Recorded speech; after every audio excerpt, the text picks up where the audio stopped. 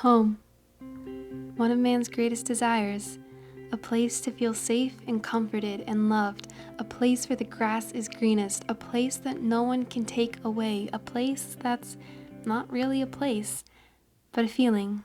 To human beings, identifying something as home is important to our development of the concept of self. We naturally form a connection to anything important to us, and because we usually spend the majority of time at this place we call home, impactful events inevitably happen to us there. Therefore, our attachment to such a place only increases. Many call the place where they grew up home, whether that means their house, street, or city. Growing up is our journey to define our personality, and so this place holds the foundation of who we are.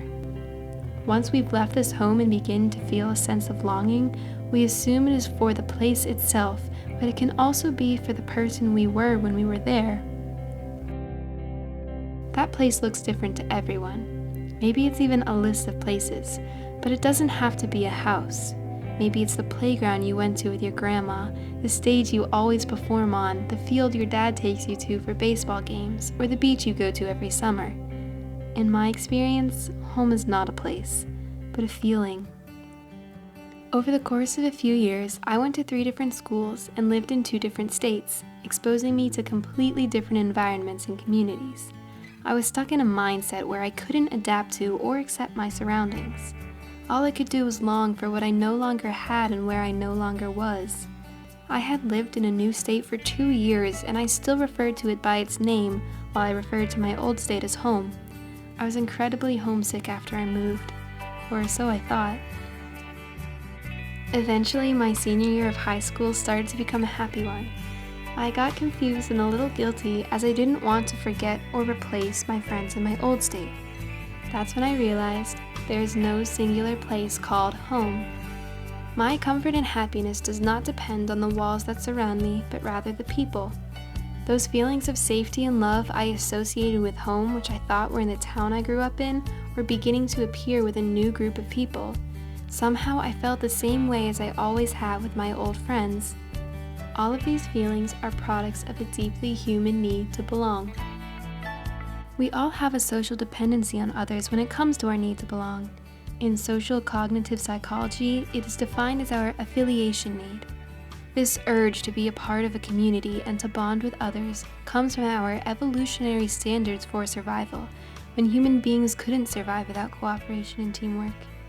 It's through this fulfillment of our affiliation need, which is so important that we naturally rank it as one of our most basic human needs, that makes the idea of home more important than just the place where our mom can do laundry. All of the satisfaction we get from belonging and finding our place is directly linked to our feeling of being at home, and is a deep psychological factor that helps illustrate why we have such a strong emotional connection to it. I now feel just as at home with people in my new community as I did with my old community.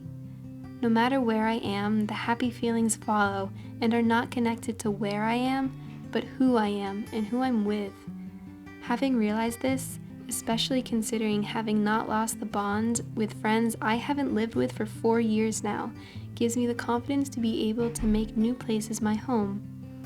If you stay stuck in the past like I did, you aren't even opening yourself up to the possibility of considerably more happiness. You must reflect on exactly who you can feel at home with, no matter where you physically are.